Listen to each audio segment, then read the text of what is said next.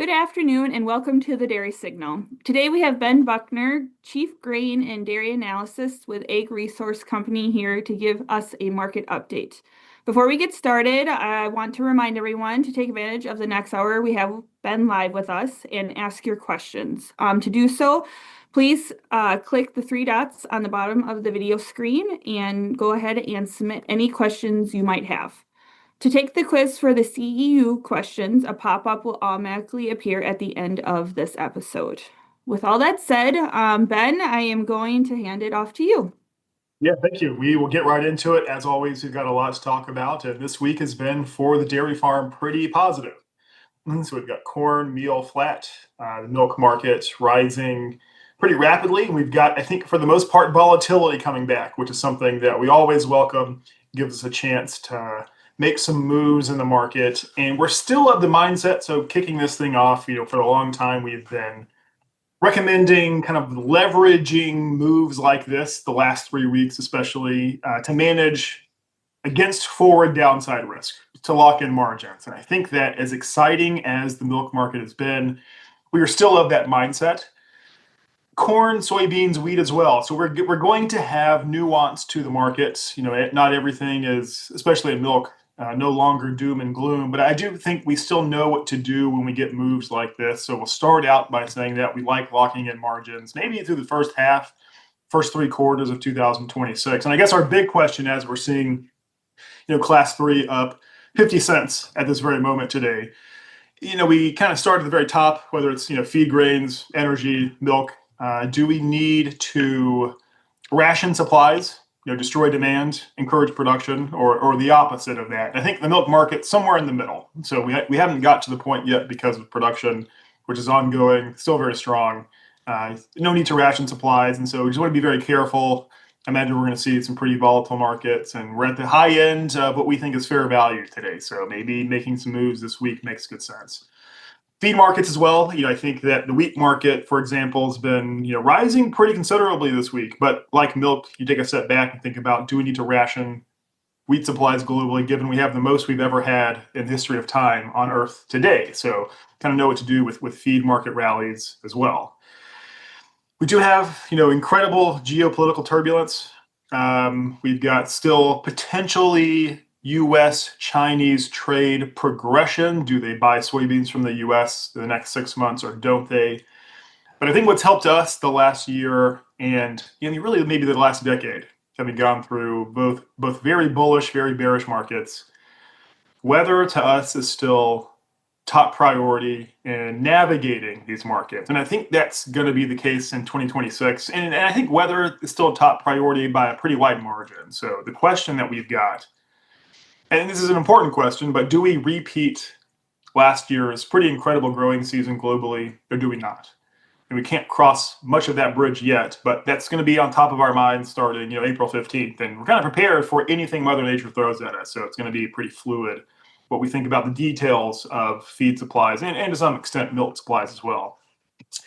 But as we are rapidly getting into spring, the outlook for the most part is not much different than it has been the last couple of months. Like I mentioned before, there's still no shortage of milk supplies or dairy product supplies. There's a lot of stuff, especially when we think about feed supplies, grain, oil seeds, even vegetable oils. The soybean oil market has been kind of on a tear the last couple of weeks because of proposed, not finalized, but proposed biofuel blending mandates, which probably kick in, at this point, third quarter 2026 onward, which are important, but we kind of take a step back and look at the global veg oil market, for example, and it's no shortage of supplies there. Record palm oil supplies in Malaysia and Southeast Asia, et cetera. So that's still kind of our guiding light here.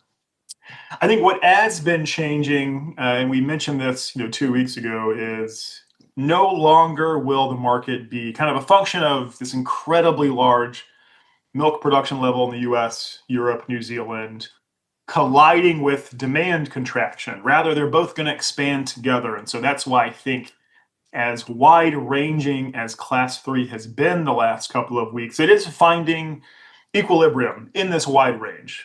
For us now, it's, and especially given the part of the calendar that we're on, seasonal lows have come and gone. It's hard for us to be bearish, even the spot market much below $16 a hundredweight. But as we get close to $18, kind of flirting with prices we saw a year ago at the same time. And to us, dairy markets, supply and demand is a lot looser than it was. So just kind of think about that in the back of your head as we go through, the rest of the calendar year.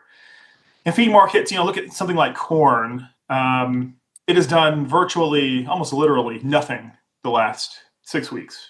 And that was the case in corn as well prior to the USDA confirming we had this humongous corn crop. It was just doing nothing 20 cents higher than it was today, which makes sense. So we've got really no new identifiable demand drivers outside of maybe soybean oil, which is not news. That has been the case for 24 months. So to us, it is, we've got a lot of constraints with ethanol production capacity. Yeah, it's not going to go anywhere. We've got pretty decent weather in South America. We're kind of checking that box off in terms of being a risk to the supply side of the marketplace. So to us, again, it's just kind of weather. Is U.S. Northern Hemisphere weather good or bad? Kind of April 15th onward. That's kind of where we are, and you can't know that today. So our general message is across the board: milk, corn, soybean meal, fairly priced, equilibrium. No one's got any secrets left. There's not a lot of directional moves, unless you know, and you can't, but exactly how Mother Nature performs over the next 6 or 8 months.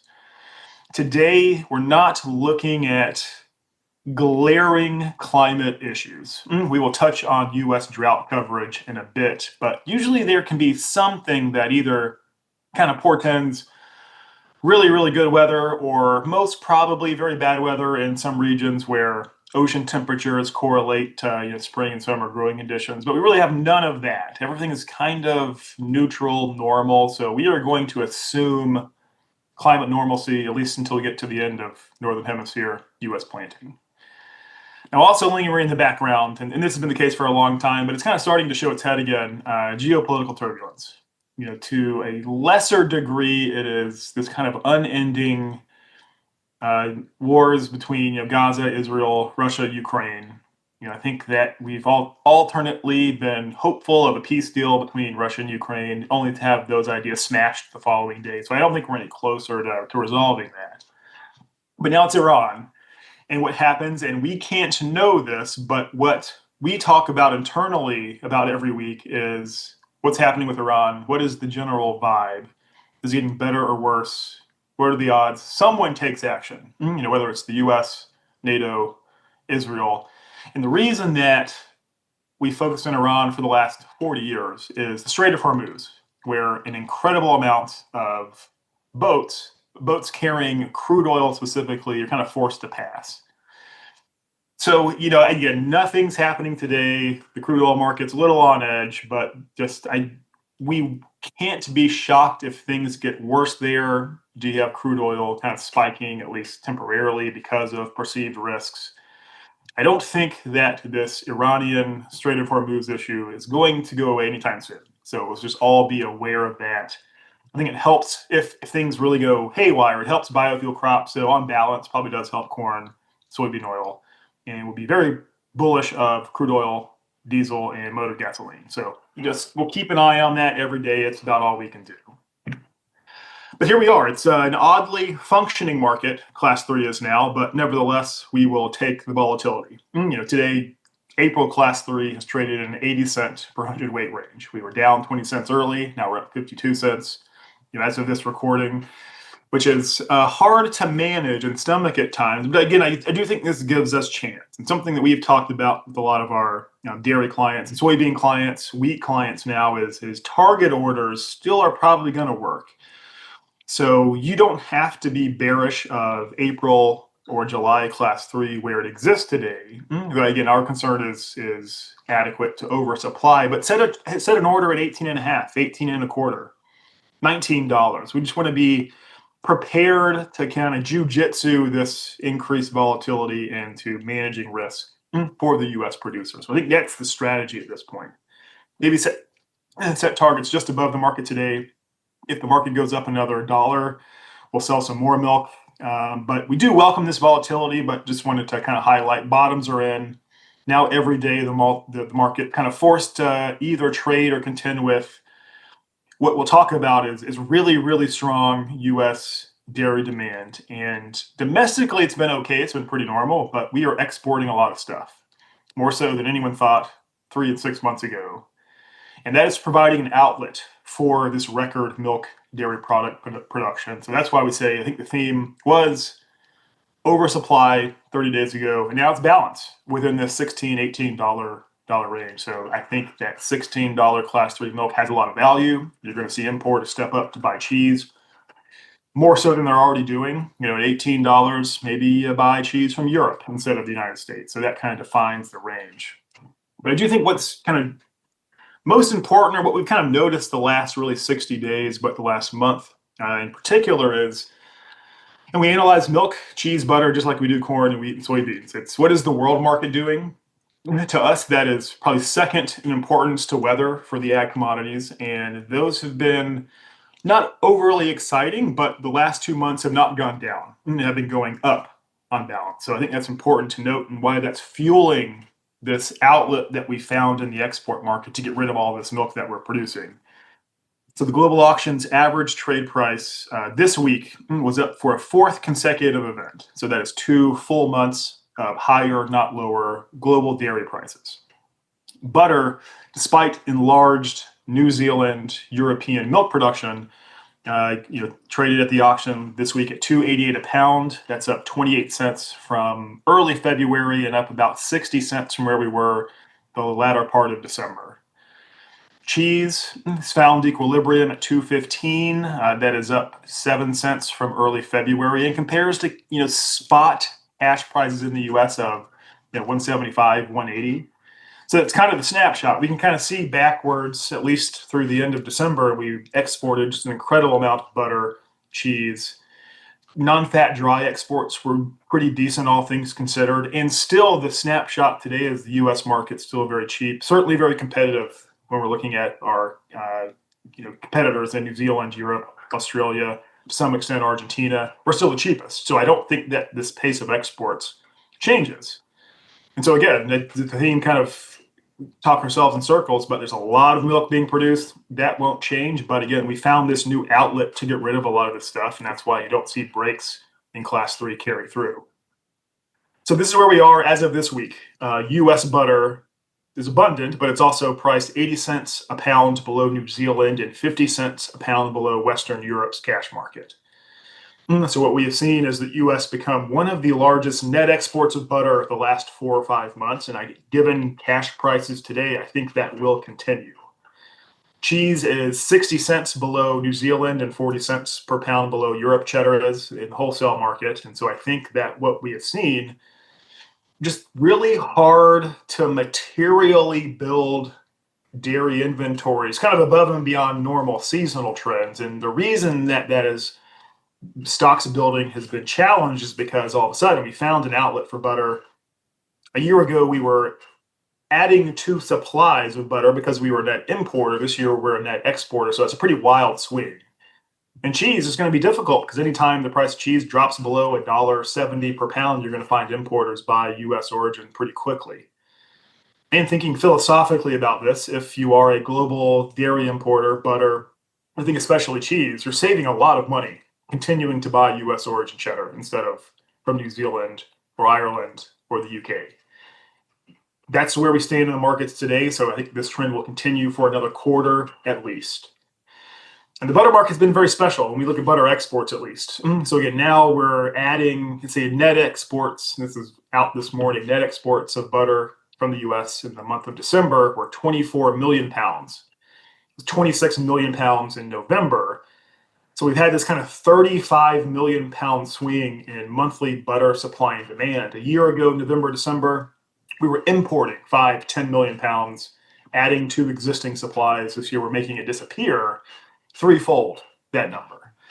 So again, we expect the butter stocks are going to build guaranteed from now until June. But what we were concerned about, 2 months ago, was that would be a really intense, really rapid period of stocks building. When now that may not be the case. This thing might be slowed by exports. And to put it in perspective, U.S. butter production's been pretty chaotic, whether it's growing 2% or 10%. But in December, production of butter was 204 million pounds, a record for the month, but up only 4 million pounds from last year.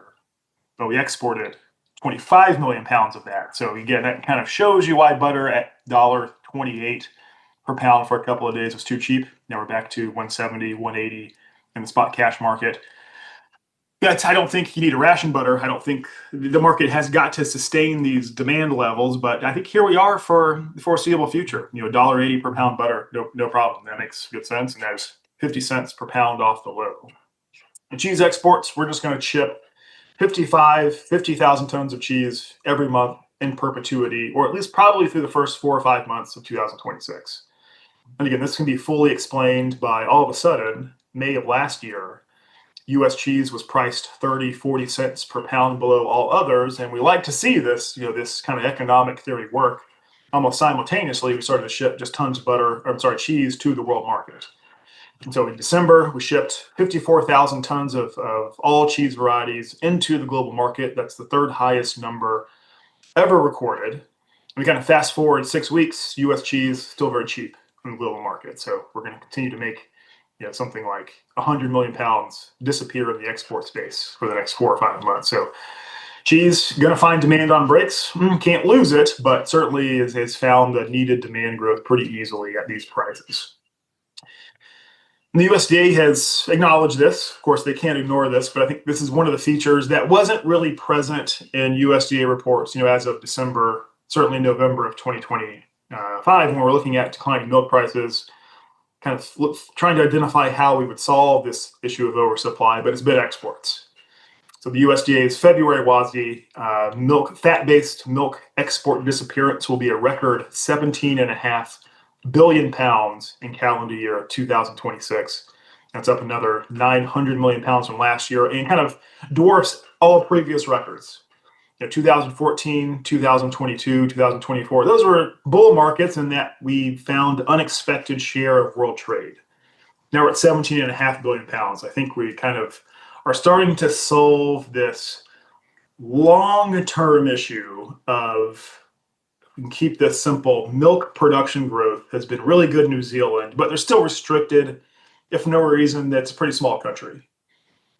Demand for protein, demand for fats will continue to rise 2 and 3% per year. So you get out 4 or 5 years, there's this pretty wide gap between what our competitors can produce and what we can produce and export. And so increasingly, since about 2024, we've been kind of filling this gap of this expanded demand for global protein. So I can't say that in 2027 we'll ship 17.5 billion pounds of fat-based milk, but it's going to be high. I think we've crossed the threshold of finding a new plateau, 14, 15 billion pounds at minimum. U.S. dairy export demand, very good and probably here to stay. So if you look at this slide and kind of squint your eyes, and I think this kind of tells the story of the market over any medium or 9, 12-month period. And so if the red bars, changes in fat-based exports, are positive, and the blue bars are negative, milk production, change in annual milk production, you're in a bull market. If it's reversed, you're in a bear market. And we thought, and this was in the USDA's WASDE as of December, is that we were going to gain milk production by 2 billion pounds and lose a few 100 million pounds of export demand. So that was explaining why class 3 milk, really products across the board, were in bear trends fourth quarter of last year. And it made sense. We were looking at production growth everywhere else in the world do really well. We thought we would lose market share.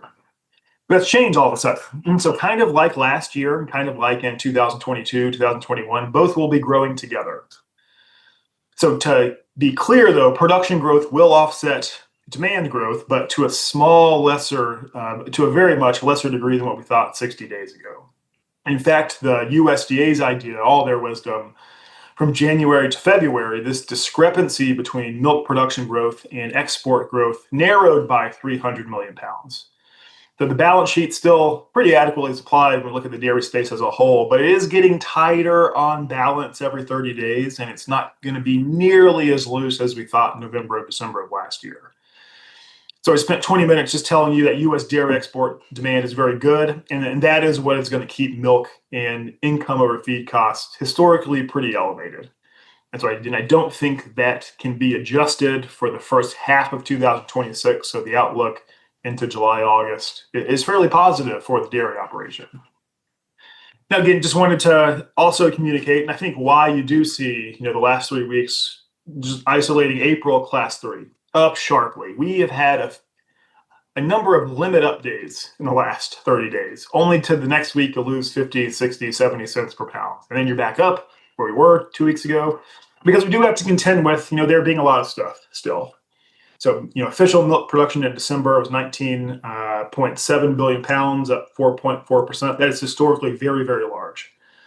We think that this growth slows because we're going to be comparing 2026 to 2025 numbers, which were getting bigger.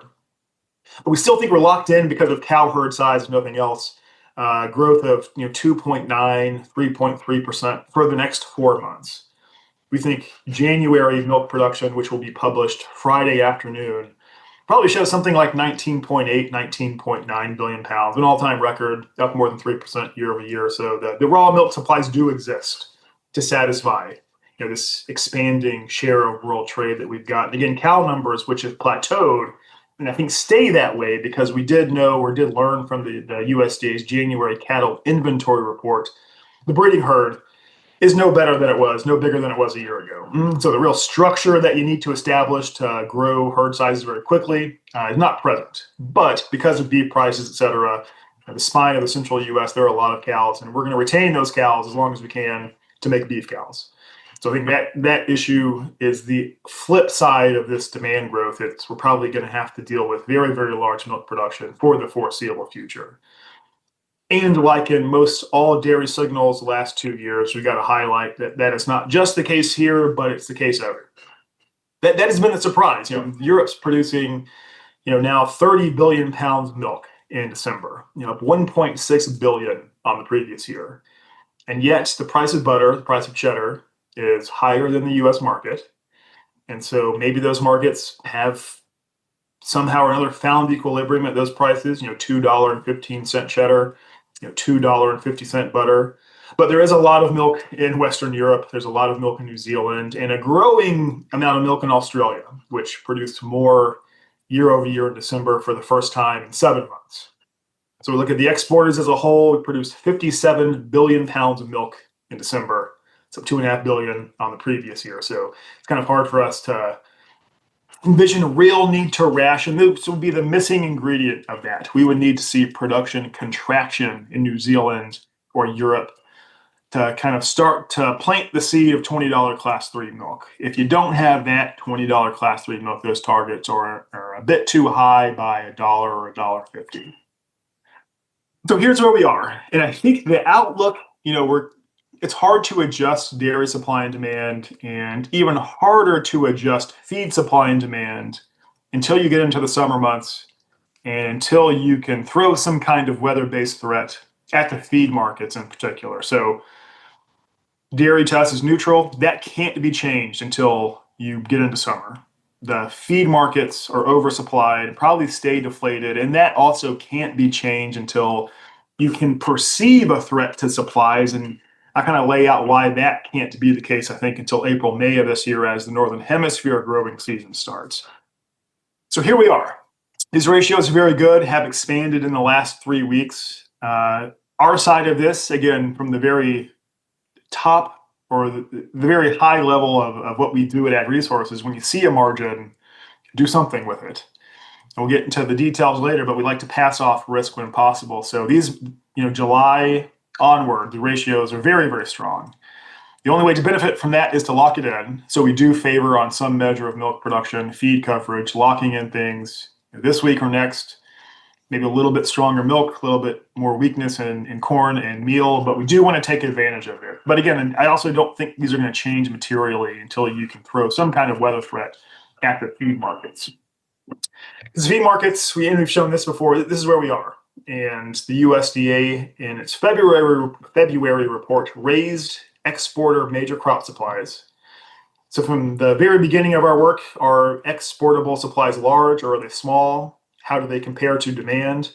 And both are getting wider. So we have a lot of stuff, total supplies of corn, wheat, and soybeans in Europe, South America, the US, and Black Sea region are up 4.1 billion bushels from last year. We think it will be a little bit higher because we've still got to dial in some yield improvement in Brazil and soybeans and corn yield improvement in Argentina. So that gets you to a little bit higher number. But even if the USDA is correct, even if the USDA is wrong by 10 million tons, this is still a market that's pretty amply supplied. USDA has also told us at the end of this year, we'll call it, these overlap, but let's say, at August 2026, there will be 216 million tons of stuff in an exportable position with really nowhere to go. And so that to us does not foreshadow any need to ration meal, wheat, and corn, soybeans, even soybean oil to a large extent. So we think that too, this number will be a little bit higher because of larger South American crop sizes, but also even if the USDA is wrong by 5 million tons in its export or crop ending stocks forecast, you're still in kind of an oversupplied market. And so the other way to think about this is, these charts are not going to change very much in the next couple of months. And this by itself is not bearish of corn, wheat, soybeans in any given week or month. But if you think longer term, so we've got to make this stuff disappear at some point to kind of start turning the ship around, kick off the next even modestly bullish crop cycle. And how do you make that stuff disappear? And so, what corn can go to 450, but above 450, the way things stand today, ethanol margins turn negative. U.S. corn is then priced above milling wheat in Argentina and feed wheat in Ukraine. So if the goal of the corn market is to make a lot of the stuff disappear, it just can't be too expensive. Or end user margins have got to be profitable. We've got to be competitive globally. So that's kind of the long-term philosophy that we've got for calendar year 2026 is there can be nuance, there'll be rallies in these markets, but somehow or another over the next 12 months as a whole, we've got to sustain demand growth to make a lot of this stuff go away. The soybean balance sheet has become more fluid, though, because of Trump's ask to President Xi in China to buy essentially 8 million tons more soybeans in an old crop position, and that does tighten the balance sheet. And that does, if they do it, could have the soybean market for at least a short period of time with a 12 in front of it. So we acknowledge that. So we've gone through scenarios. So the way the sort of weekly, monthly evolution of soybean supply and demand stands today is that, and this is kind of a reality through at least the middle of February, the USDA soybean export forecast, and that's the number that's being changed by the market every minute, every day, is still too high. So we haven't really seen anything special happen. China bought their 12 million tons. Now they've kind of stopped. They're going to stop shipping that even. Almost every year at week 20, which is about January 20th, soybean export sales from the U.S. kind of go on their way to zero or negative. And that's not insightful or bearish. That happens all the time because importers transition to South America. But we've also seen that play out the last couple of weeks. We don't hear of China buying anything or inquiring about price. So I think there is a scenario in that you get soybean stocks close to 400 million bushels still, at which point the market may be $1 overvalued. There was also a scenario that we can't disprove today, and that's why soybeans today I think are pretty fairly priced and justified above 11, is China does buy 6 million tons, 7 million tons. At which point we will lose demand to everywhere else except Mexico, but you are trimming U.S. soybean in stocks in that scenario to about 250 million bushels. That is not pipeline minimum, but you're getting towards that part of the spectrum. And that to us is an $11 or $12 market, and that's where we are today. So these, as hard as it is to get forward weather and yields correct, it is impossible to get forward policy from two of the largest countries economically on earth correct. And we're concerned that the market may, grow tired of talking about this when there's really no action being taken. But we can't disprove today that soybean in stocks on, September 1st, 2026 won't be 250 million bushels. That's a very tight market. And here's where we stand today. It just kind of plots the USDA's iteration of U.S. supply and demand, stocks to use as the focus, against prices in February. And so today it is about perfectly priced. July is at 11.25, 11.40, which is about where it exists today. So where does this triangle go in the next couple of months is the big question. And I think as I'll show you, we're still concerned that the soybean market kind of resumes the process of being oversupplied long term, call it 6 months, if there is not a U.S. weather threat. But again, this triangle could exist in a lot of places on this curve for the next 60 days. And so if, again, soybean in stocks are dropped to 250 million bushels, you've got to move this blue triangle to the left to 5 or 6% as a $12 market. they don't buy it, you're back to 10%. That is a 10-50 market. So just be prepared if you are involved in soybeans, whether buying or producing. There's going to be a lot of volatility. That's all we can say.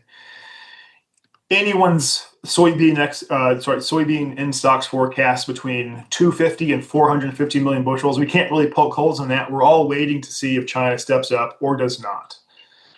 But like class 3 milk, we want to leverage rallies like this with, I think, forward hedges. That is the one thing we're comfortable doing, is if we are at or above break even producing soybeans in 2026, I think that is a great place to make a move. We wouldn't trade soybeans, maybe sell near the money call premium, but that's about it. We would stay away from the soybeans market as a speculator. Some of these structural issues, and this is why I say, if we can lock in 1130 or like target orders, 1150 November soybeans for the 26-27 growing season, I think that's going to look really good. Because again, if we step back, what we can do now is shuffle the deck chairs of who's selling and shipping soybeans to China, but we still can't change exporter global soybean supply and demand unless there is a supply threat somewhere. I don't think that's going to come from South America, so it kind of comes down to the oil seed growing season in the northern hemisphere this summer. Because otherwise, everything's happening pretty normally in Brazil. So every year after November, the physical cash price of soybeans in interior markets in the north collapses. So we've dropped from something like $12 a bushel to, $10 a bushel to $8.60 a bushel today in Mato Grosso. A lot of soybeans there, not a lot of crush plants. That market is priced to sell, and that's happening. So in the background, as we're debating whether China comes back to the U.S. market, Brazil is selling and shipping a lot of soybeans. So again, one of the only truths that we have in this market are trade. So we know what's on the boats, what the boat's name is, where it's going, when it unloads, etc. Counting all those boats, including boats that are waiting to load soybeans at ports in Brazil, we count Brazilian soybean export commitments at 21 million tons. That is a record and up 20% from last year's then record. Most of these soybean boats are going to China. China is also importing physically a lot of beans from the U.S. that they've bought since November. So China has access to a lot of soybeans today.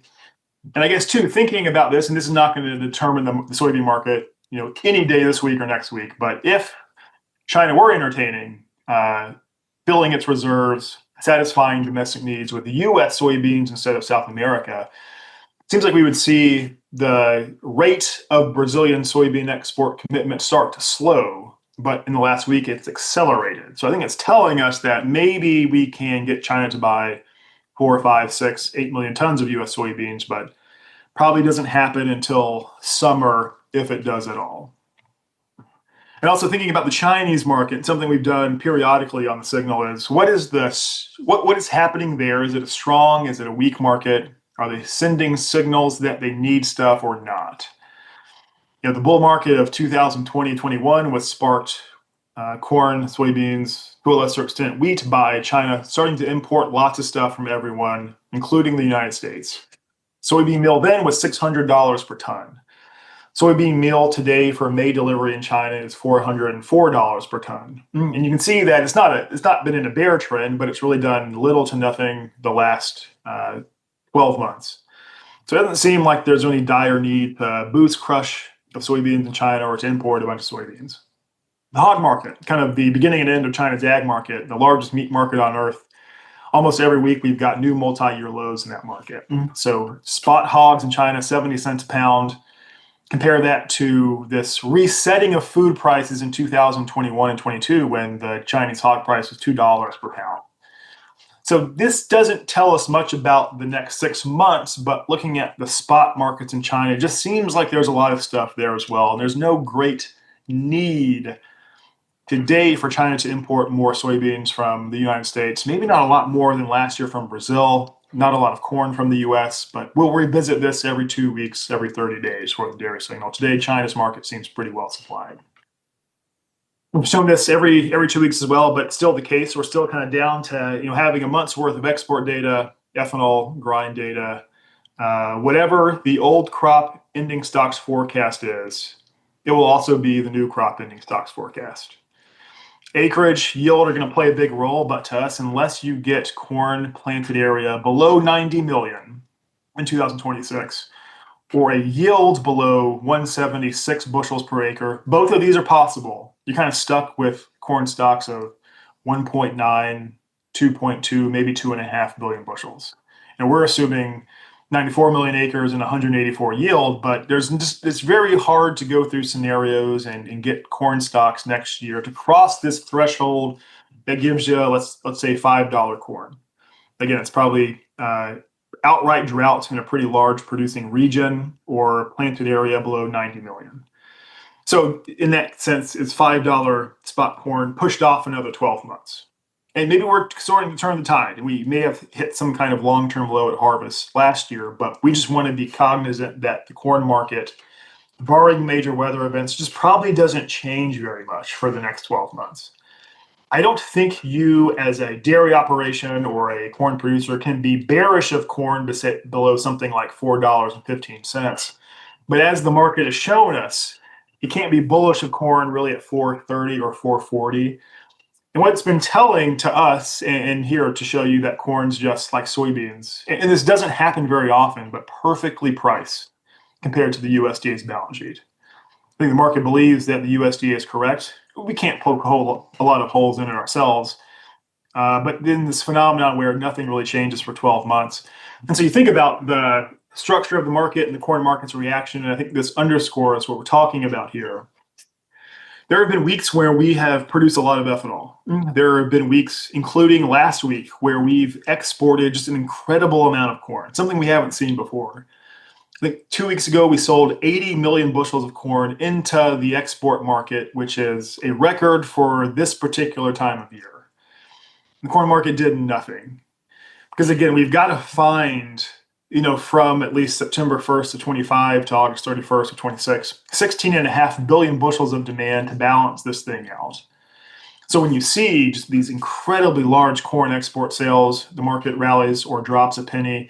I think that's just the market telling you that those sales are very good, but we need them to continue indefinitely, or maybe we need even more export demand. Balance is the theme in a lot of these markets. But like I was saying, at what point can we start to perceive, a tightening of U.S. global feed supplies or tightening of milk balance sheets? And it's probably not until we get into summer.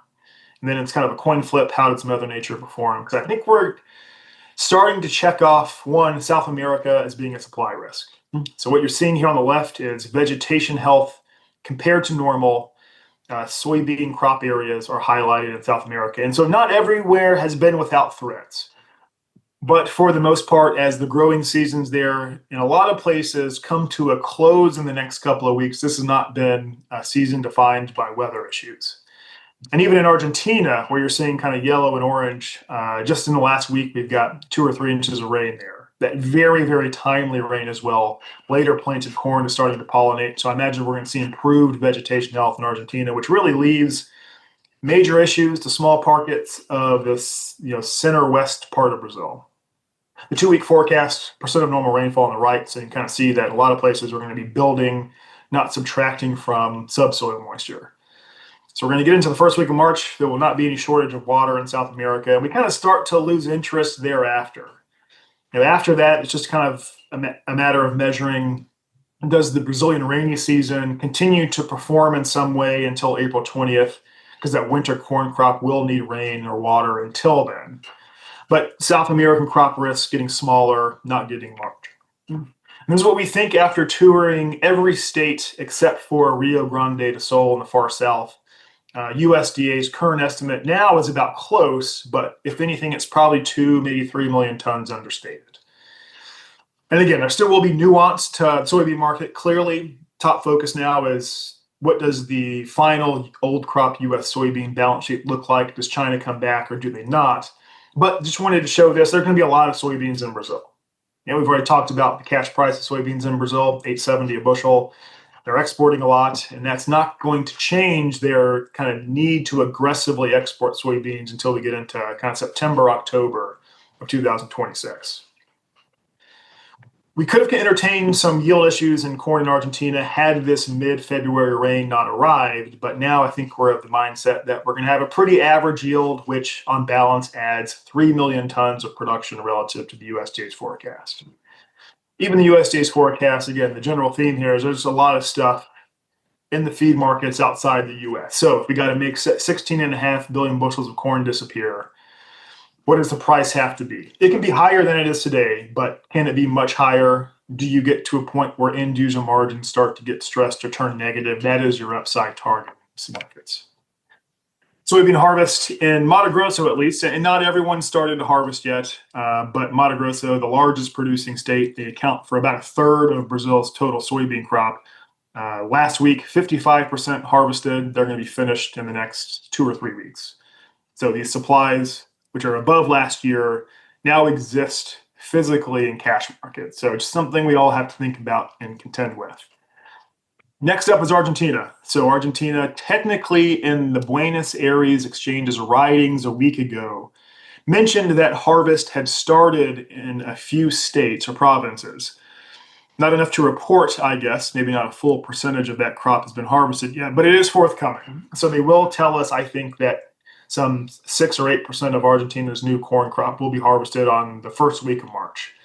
It's a very slow process, but again, these physical supplies kind of staring at us in the face. Soybeans increasingly abundant in Brazil. Argentina will harvest above what they need to meet their domestic market's needs by May 10th. And so that's why I say we've got weather, not perfect everywhere, but for the most part, that threat is gone and these new harvests are coming at us. So what is the next perceived supply threat and when can that happen?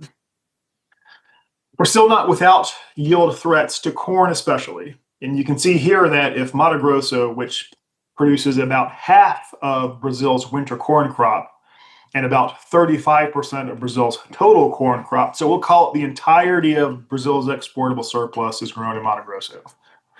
If they don't plant 80% or so of their winter corn crop by March 1st, you're almost locked into some pretty sizable yield loss. Which makes sense because that plant barely has access to water during planting. That's why even in good years, yields are 100 bushels an acre. If you're 2 weeks late on planting and you have zero water at plant or at pollination, kind of grain fill, you lose not just a little bit of corn yield, like we debate in the US, but you're losing 15, 35% relative to trend. And I'm showing you this because I think even this risk, not completely gone, we will monitor very closely the performance of Brazil's monsoon in the month of April, but they are 46% planted last week, probably get to about 70% planted this week, and I think do get to 82% planted by March 1st of this year. So there could be hiccups, but planting date's not going to be the risk in Brazil when we think about winter corn. We've talked about this a lot, the wheat market, which is performing really well this week, but also I think is one that does not have to ration supplies and still long-term acts as an anchor on the corn space. We've talked about India a lot, and I think that this does have some measure of importance to the cash corn of Wisconsin or in the central United States. We've got another 2 weeks. Vegetation health has only gotten better. And the cash market in India, which has been one of the hottest ag markets on earth since 2020. One of the concerns in the wheat market, for context, a couple of years ago was, is the largest populated country where incomes are growing the fastest going to have to start importing food grain? But they didn't. They skirted by it barely, and they've been building stocks the last 18 months, and they're going to do it again in 2026. And now just recently, the cash market started to break pretty considerably, and this week, the Indian government said that they will permit 2.5 million tons of wheat exports. That's not really going to compete with us. It's lower quality. It's still very expensive. They can ship wheat to Bangladesh, maybe parts of Central Asia. But that they made that decision, I think, is telling. There's going to be a lot of low and high quality wheat in the Northern Hemisphere, and that supply starts to get replenished really April 1st onward and doesn't stop until the end of August. North Africa, the largest wheat importing region on earth. This is vegetation health there compared to last year. And you can see that in this product, at least, we have run out of categories to show just how good the wheat crop is faring compared to a year ago. So Morocco is going to have a lot of wheat. They're not going to have to import much wheat this summer. There's going to be a lot of wheat. So corn's upside is kind of capped at the value of feed or even milling wheat in a lot of countries. And everything kind of points back to 450. I think at 450, Chicago corn, at least in the spot market, you do a lot of damage to current and forward consumption.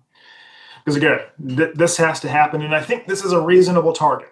Finding 16.5, maybe 16.7 even billion bushels of total U.S. corn demand in 26, 27. Not impossible. But again, think about how does that get done? It's got to be competitive. It's got to be priced reasonable relative to end user margins. And so philosophically, it's just hard for us to see any real upward momentum in feed markets. Just wanted to revisit this as well. It's kind of something as the wheat market in Chicago and Kansas City are moving up, basis is improving, but it's still pretty historically weak for the middle of February. So you can buy wheat, or hard red wheat, high protein. Garden City, Kansas today, 80 cents below spot KC. That's unusually weak. And sorghum is still just looking for a friend, some way to tighten the U.S. sorghum balance sheet, and basis has improved on the margin. Though this is largely a function of the decline in corn futures, it's still a $3.20 cash price. It is working into ethanol plants in abundance. Not every month has been special, but for the most part, we're still displacing about 13 million bushels of corn grind at these ethanol plants in Texas and Kansas. Based on prices today, I think that still continues. So the corn market's got to encourage ethanol production growth, and that only happens through prices that are fancy when we think about ethanol markets. And the ethanol market's doing this. I think this is one of the things where, one, it's shrugged off completely the addition of geopolitical risk in crude and gasoline. It's also about 10 cents per gallon below where it was last year. And this leaves ethanol plant margins intact. They're decent. They're close to average, but unless you get $1.85 per gallon ethanol. If not, if you're still at $1.65, it kind of comes back to, at least on paper, at 450 or so Chicago corn futures. You're starting to lose money producing ethanol. So that's, again, kind of this hard fundamental cap in that market. We're also getting ready for the planting season. I know we got new estimates from the USDA today. They are somewhat official, though that we'll revisit these in 5 weeks with the survey-based number at the end of March. But I guess our still theory is that there's going to be more acreage available to plant corn and soybeans combined. And so when you look at markets like cash sorghum, rice as well, which has kind of resumed this bearish price trend, down 22% from last year. And so as poorly as corn, soybeans, wheat, and cotton have performed, rice and sorghum have performed even worse. And so I think we're going to free up maybe 1 million acres above last year to plant something. And in Texas, Louisiana, Mississippi, I don't know if that's corn or it's soybeans, but it's probably going to be one of the two. So when we take a look at total area planted to corn and soybeans, it's going to be the highest in, I think, 7 years, just based on weak rice, weak cotton, weak sorghum prices. These will all be famous last words, perhaps. I think the guiding light for feed markets is, and there's a lot of noise, we are going to be paying attention to what's happening in Iran, U.S. trade policy, et cetera. But I think if we stay focused on weather and does it match, exceed, or become worse than last year, that's going to be the driving force of price discovery. For now, we're monitoring things, but again, we don't see a lot of glaring threats. This is the ENSO forecast from the Australians, who are the best at doing this because it impacts them the most. La Nina is dead. It is official. We are looking at neutral, call it no Nina for the next 4 months, and maybe El Nino when we get into the early part of summer. This, on balance, again, probably leads us to assume climate normalcy everywhere on Earth for the short term, but also El Nino, and this is not highly correlated, especially in the upper Midwest, but 6.5 out of 10 years, you do have kind of a cool, wet summer in the central U.S. if El Nino is present. You very rarely have those conditions if La Nina is present. So I guess, thinking about the next 9 months, which we can't forecast accurately, the odds are in favor of having another year of trend corn, soybean, and spring wheat yields. But again, we will revisit this once a month as we get into the growing season. Because you are looking at this, I mean, the coverage of drought in the critical portions of the Corn Belt is not small, and it is pretty intense in places. This is as of February 17th. I kind of wanted to highlight places of Oklahoma, maybe, but also Arkansas, Missouri, Illinois, and Indiana.